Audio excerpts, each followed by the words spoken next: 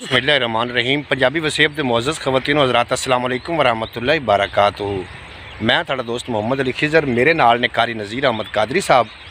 जनाब मोहतरम कोई चंद दिन पहले मैं तो कारी साहब बैठे से साडा एक प्रोग्राम बनया कि खाना काबा तो सरकार दो आलम नूरे मुजस्सम सल्लम के रोज़े मुबारक से सानू जाना चाहिए तो मोटरसाइकिल से जाना चाहिए, जिहदे पर असीं काफ़ी लोगों के नाल जनाब राबते च भी हैं कि साढ़े 4 मुल्क आउंदे ने।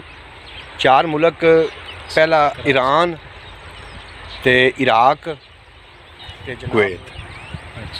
ईरान इराक ते कुवैत अगर सानू इन्हां 4 मुल्कों के वीज़े लभदे ने, असी मोटरसाइकिल ते जाना चाह रहे हैं। ये मतलब साडा इरादा है, अल्लाह पाक के इरादा पूरा करसी। जी अज की व्लॉग वीडियो अज की व्लॉग वीडियो असी इस टाइम रुके हुए हैं कादराबाद, जिथे कि पावर प्लांट और बिजली वाले बनाए गए हैं, उत्थे रुके हुए हैं। असी जाना चाह रहे हैं सियालकोट मोटरसाइकिल ते। तो असी मोटरसाइकिल भी खाई कड़ी मोटरसाइकिल ते जा रहे हैं बरास्ता लाहौर। इतों असी हुण कादराबाद तो निकलांगे गैंबर उकाड़ा ते रेनाला खुर्द मुलनवाल ते अगर चलते हो तो इंशाअल्लाह ताला असी पहुँचांगे सियालकोट। सियालकोट तो अगे है समड़ियाल, वो चलांगे। पूरा नज़ारा थोड़ा अज की वीडियो से मिल जाएगा, तुसीं साडे नाल रहना, वीडियो स्किप नहीं करना। कारी नज़ीर साहब नाल गलबात करने। अस्सलाम वालेकुम कारी जी वालेकुम अस्सलाम वरहमतुल्लाहि वबरकातुहू। अच्छा कारी साहब, जिहड़ा अज का जिहड़ा सफ़र है, जी जी इतना लम्मा सफ़र मोटरसाइकिल ते पहले कभी जिंदगी कीता नहीं कीता जी, पहली दफ़ा। हकीकत जी हकीकत तो थानू की लगता कि तुसीं थक तो नहीं जाओ? नहीं जी, कोई मसला नहीं था, कोई मसला नहीं, कोई मसला क्योंकि अगर आप सियालकोट जाते पे मोटरसाइकिल ते थक गए ना, जी तो तो जो फिर आप आप इरादा किया होया ओदे नहीं फिर जा सकते। फिर उहदे दा इरादा, क्योंकि वो बड़ा लम्मा सफ़र है, बेशक। लेकिन जो ईमान वाले लोग ने लेकिन ना, इंशाल्लाह जी ख्वाहिश भी है और इरादा भी है कि सरकार ने चाहा तो असीं ज़रूर जावांगे इंशाअल्लाह ताला। बड़ा इरादा जी, अल्लाह पाक मेहरबानी फरमावे। अगर कोई साहब ऐसी है जो सानू इस बारे मशवरा दे सकता है, वो कॉमेंट बॉक्स से जरूर जनाब सानू मशवरा दिया। अच्छा एक और सवाल था जी कारी साहब, अपना उधला टूर होना है गालबन 4 महीने ते 17 दिन का। जी 14,000 किलोमीटर सफ़र है इतों आप जिथे रहने हैं पंजाब तो मदीना मुनव्वरा, 14,000 किलोमीटर सफ़र जी। ते अच्छा वैसे सफ़र देखो कि दिलचस्प है, बड़ा मज़ा उसे, बड़ा सरूर है सफ़र मदीने का हर वार बड़ा सोहना। कहाँ थकना है जी, कहाँ थकना है, कहाँ इंशाअल्लाह थकना है? थकना मोटरसाइकिल तो चलो सवारी है, हाँ जी। बंदे पैदल जो पैदल उकाड़े भी का बंदा जा- गया जी वो पैदल ही पहुंचा। सलाम है जनाब उनकी अजमत नूं। उनकी अजमत नूं सलाम। सलाम 7 महीने ते एक और गल दसो, हुण आप जा रहे हैं, तुसीं तुहानू मेरे नाल सफ़र करके किवें लग रहा? बड़ा सरूर आ रहा है जी इंशाल्लाह। जरूर आ रहे हैं। तो हुण मेरा ख्याल आप थकते नहीं है जी, आप दो में हो तो नहीं था अच्छा तेरे नाल मैनूं वैसे मोहब्बत है यार, जी, हो ही नहीं हकीकत है। हो ही नहीं सकता कि आप थकीए कि अच्छा मैं तेरे नाल होवां तो मैनूं थकावट काई नहीं होंदी। ये तो मेरी गल है जी, छीन लई है। मेरे मुंह की गल तो सुन लै लई है। अच्छा नाज़रीन, असीं हुण अगे जाना चाह रहे हैं, तुसीं साडे नाल ही रहो, साडे सफ़र दा मज़ा लवो जनाब। वीडियो अगर चंगी लगे लाइक सबसक्राइब भी कर देना। ये साडी मोटरसाइकिल है जिहदे ते असीं जा रहे हैं सियालकोट, और इंशाअल्लाह ताला थानू ये पूरी व्लॉग वीडियो सियालकोट दी, लाहौर दी, समड़ियाल दी, ये तुहानू सानू पंजाबी वसेब तो मिल जाएगी। कारी साहब सुनाओ फिर।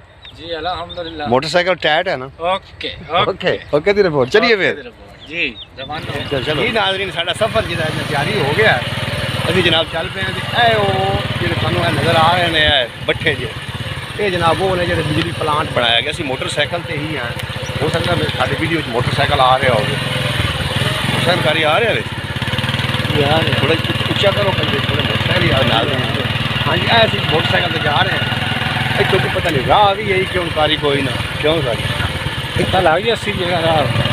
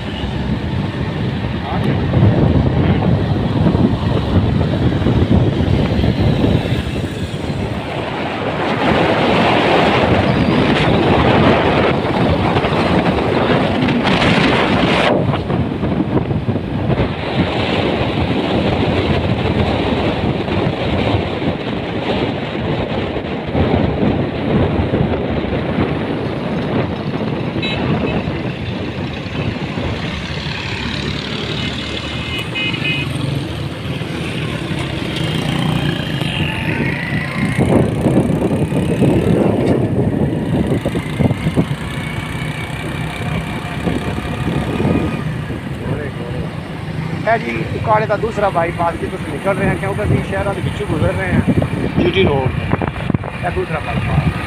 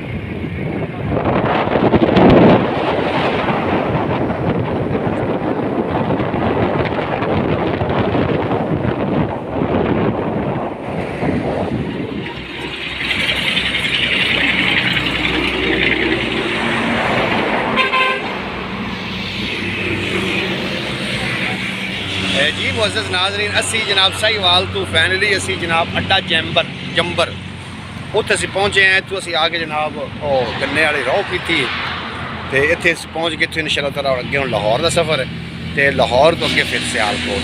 अच्छा कर एक गल तो दस लोगों का हरा वाला बंदा बैठा किकर दे कि बैठा बैठा जी देख त्रीए दिन थइए मैं तो हैरान है बंदियां तो समझदा भी उथे ही क्यों यार इस इन्हां बंदियां मैं तो हैरान है बंदियां जन कई बीमारी ऐसी बन गई चंगा भला होवे रट्टा कट्टा तू जाके कोई काम करके कोई धंधा कर सूटा ला यार और करा जी मुअज़्ज़ज़ पंजाबी वसेब दे ख़वातीन हज़रात असी फाइनली जनाब इंतज़ार हुसैन मुस्तफ़ाई साहब जिहड़े साढ़े बड़े अच्छे दोस्त ने उन्होंने को असी पहुँच गए हैं।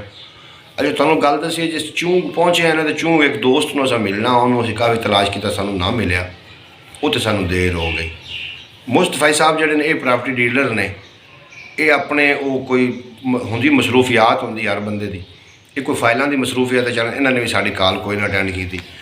असी जा रहे हैं सियालकोट वास्ते जिस तरीके तुसीं पिछले वीडियो वेख रहे हो होया कि बड़ी दिलचस्प गल है जी वीडियो स्किप नहीं करनी गल सुन के जानी। जनाब जो असी चढ़िया ना ठोकर वाला पुल मुस्तफ़ाई साहब उत्थे तो जनाब बदल गड़कन लग पे तो आसमानी बिजली एक बार आई है अच्छी तरीके जनाब।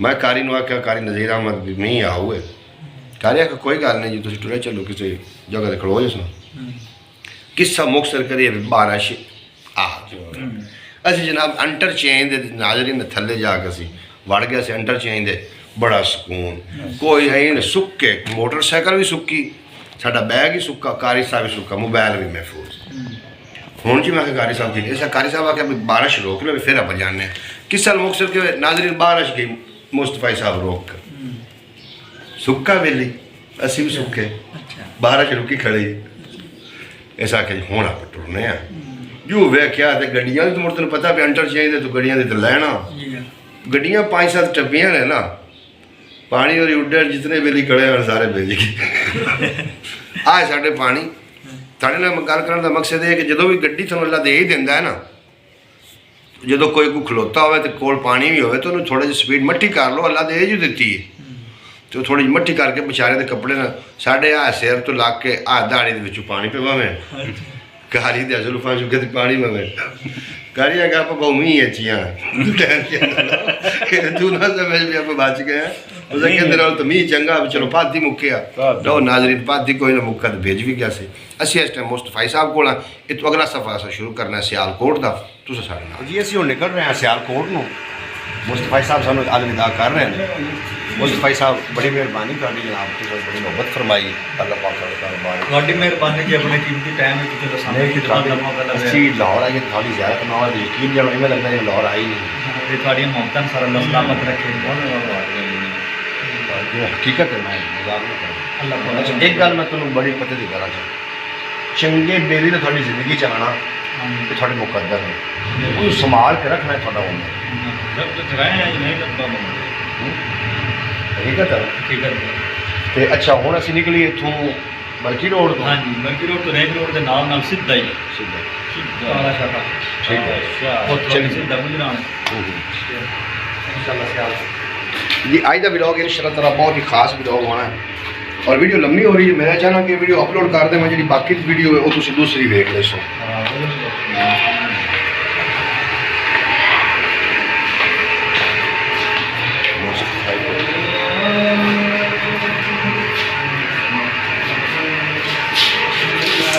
अहमद साहब की इजाज़त ले रहे हैं दुआ कर रहना कि अल्लाह सामने वापसी तो फिर मिलते हैं ठीक है